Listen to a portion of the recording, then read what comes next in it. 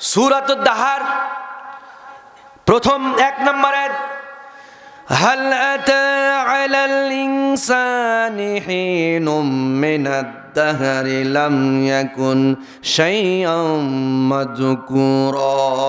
আল্লাহ বলছেন, বান্দারে তুমি কি এমন একটা সময় অতিবাহিত করো নাই যেই সময় তুমি কোনো উল্লেখযোগ্য বস্তু বলে বিবেচিত ছিলে না, তোমার নাম ছিল না, তোমার নিশানা ছিল না, তোমাকে কেউ চিনতো না, কেউ জানতো না।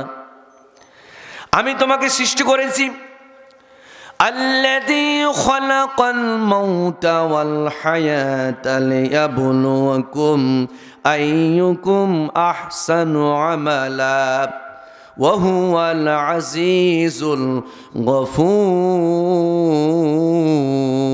জোরে বলতে হবে আল্লাহু আকবার। আপনারা কি বিরক্ত বোধ করছেন? আল্লাহ বলছেন, আমি মৃত্যু সৃষ্টি করেছি, আগে মরণ সৃষ্টি করেছি, পরে আল্লাহ বললেন জীবন দান করেছি। আমরা তো ছিলাম আগে মৃত, ঠিক কিনা? পরে আল্লাহ রূহ সৃষ্টি করলেন।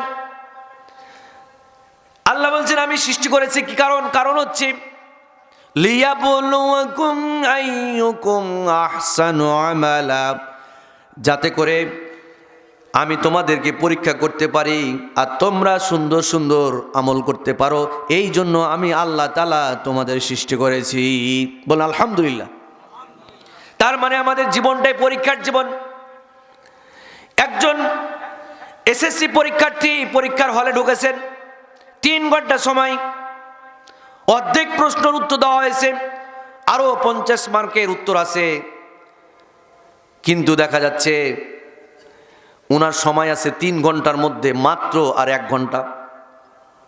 উনাকে যদি বলেন, যিনি ডিউটিতে আছেন, যেই পরে লিখো চলো আমার সাথে হোটেলে চলো, হোটেলে তোমাকে আজকে চমচম খাওয়াবো, আদি চমচম, ওই ছেলে কি যাবে? বলেন। সে মানে ন্যূনতম একজন দুর্বল ছাত্র হলে বলবে, স্যার আপনি কি পাগল হয়েছেন? আমার এখন সময় নাই, আমাকে পরীক্ষার উত্তর দিতে হবে, ঠিক কিনা? তার মানে পরীক্ষার সময়টা একজন ছাত্র বুঝে। আমরা পরীক্ষার হলে আছি, এই দুনিয়াটা আমরা পরীক্ষা দিতেছি।